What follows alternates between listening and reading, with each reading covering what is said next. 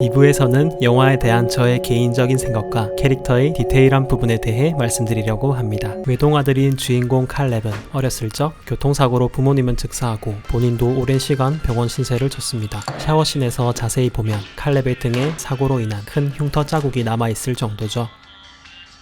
가족 없이 불우한 환경에서 자랐지만 성실하게 노력해 능력을 인정받아 대기업의 프로그래머로 입사했다는 자부심이 있습니다. 그런 그의 순수한 모습이 즉석으로 촬영된 키카드 속 어눌한 사진으로 잘 표현되는 것 같네요.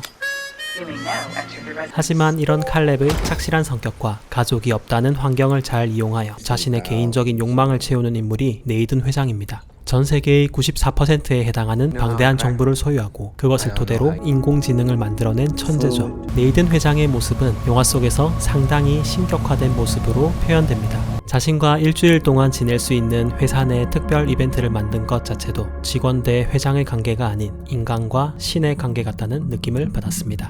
헬기가 없으면 올 수 없는, 통화조차 되지 않는 외딴 곳에서 평범한 사람들과 뚝 떨어져 살고 있으면서 헬기 기사조차도 건물 가까이는 접근하지 못하게 하는 그런 그의 모습마저도 신의 그것과 비슷하다고 느껴지네요. 생각하는 로봇을 만든 네이든이 신의 역사를 바꿨다고 칼렙이 표현했지만 네이든은 칼렙이 자신을 신이라고 말했다고 착각합니다.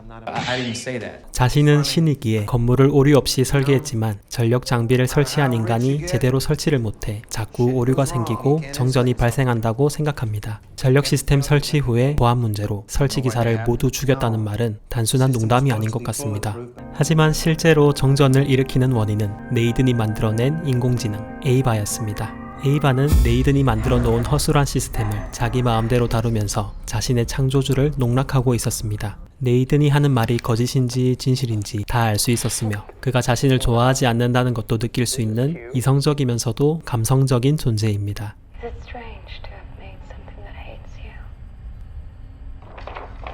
칼렙의 성적 취향에 맞춰 그가 좋아하는 쇼컷 가발과 순수한 꽃무늬 원피스를 입고 그를 유혹하다가도 정작 연구소를 떠날 때에는 칼렙과의 데이트 복장이 아닌 보편적인 인간들이 이상적이라고 느끼는 그런 아름다움에 자신을 맞춥니다. 항상 하얀 원피스를 입고 인간의 성욕을 해결해주는 쿄코와 인간이 그린 그림 속에 있는 하얀색 옷을 입은 여자를 보고 말이죠.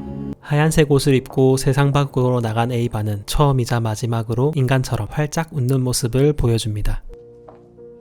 이 정도로 똑똑하고 완벽한 지능을 갖췄기에 칼렙이 타야 할 헬기를 자신이 대신 타고 목적지로 향하는 것쯤은 그녀에게 쉬운 일이었겠죠? 영화 속 네이든은 신처럼 표현되지만 알고 보면 부족함이 많은 인간일 뿐입니다. 인간은 나약한 몸과 마음을 갖고 있기에 항상 부지런히 운동을 해야 하고 술과 섹스에 의존해 자신의 마음을 위로받는 존재입니다.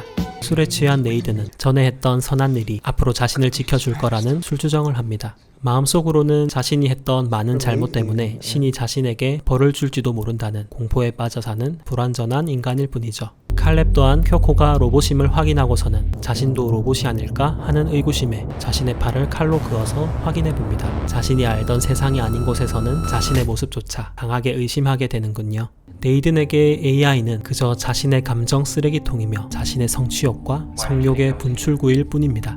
칼렙 또한 로봇은 능력이 있는지 테스트를 해봐야 하는 존재이며 불쌍하고 도와줘야 한다는 사고를 기본적으로 가지고 있죠. 인간은 신을 뛰어넘을 수 있다고 자면하면서 인간의 피조물은 인간을 뛰어넘을 수 없을 것이라고 생각하는 우리의 오만한 모습에 대한 경고를 주는 것이 이 영화의 주된 메시지인 것 같습니다. 여러분은 눈치채셨나요? 네이든은 죽었고 칼렙은 기절해 있는 상황에서도 7차 테스트는 시작됩니다. 1차에서 7차까지 이어지는 이 튜링 테스트는 인간이 로봇을 테스트하는 것이 아니라 에이바가 우리를 테스트하는 것입니다.